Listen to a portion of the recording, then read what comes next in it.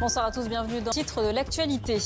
33e jour de guerre au Moyen-Orient, Donald Trump affirme que le président iranien a demandé un cessez-le-feu aux États-Unis.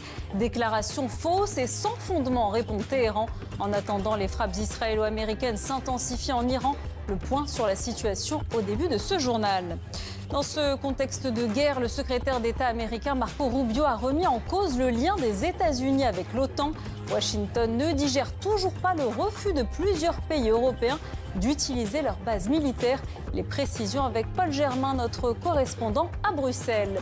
C'est presque historique, la République démocratique du Congo se qualifie pour la Coupe du monde de football. Cela n'était pas arrivé depuis 52 ans. Un jour férié exceptionnel a même été décrété aujourd'hui pour célébrer l'exploit des léopards comme il se doit. Dans ce journal également, nous partirons à la scène musicale près de Paris pour la 4e édition du Printemps du Jazz persan. Pascal Bourbeau nous fera découvrir le pianiste Archid Azarine. À la tête de la Russie depuis 26 ans, Vladimir Poutine n'a aucune intention de lâcher le pouvoir. Grâce à une réforme de la Constitution en 2020, il peut rester légalement à la tête du pays jusqu'en 2036. Quel système se cache derrière cette longévité exceptionnelle? Son pouvoir est-il réellement indéboulonnable? On en parle juste après le journal avec nos invités.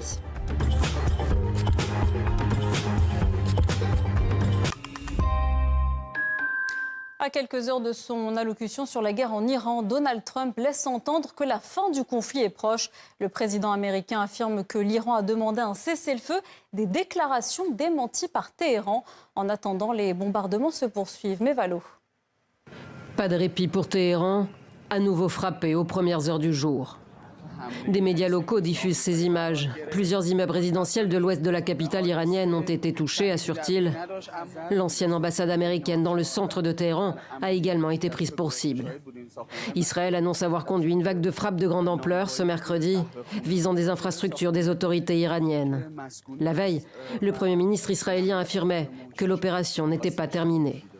Nous allons continuer d'écraser le régime terroriste iranien et nous renforcerons les zones de sécurité autour de nous. Une déclaration faite peu après l'annonce par le président iranien de la volonté de l'Iran de mettre fin à la guerre tout en exigeant des garanties et avant une nouvelle volte-face du président américain. Comment faire baisser les prix du carburant ? Tout ce que j'ai à faire, c'est partir de l'Iran et nous le ferons très bientôt. Je dirais d'ici 2 semaines, peut-être 3. Un accord semblait encore loin d'être trouvé mardi soir. Dans une interview accordée à Al Jazeera, le chef de la diplomatie iranienne a reconnu qu'il existait des échanges indirects avec Washington, mais réfuté toute négociation.